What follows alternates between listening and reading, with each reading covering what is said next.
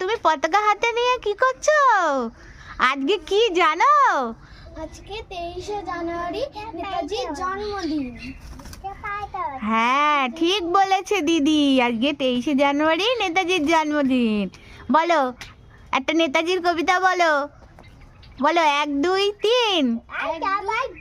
ভারত স্বাধীন, তিনে তিনে ছয়, নেতাজির জয়, ছয়ে ছয়ে 12, ব্রিটিশকে মারো, 12 12 24।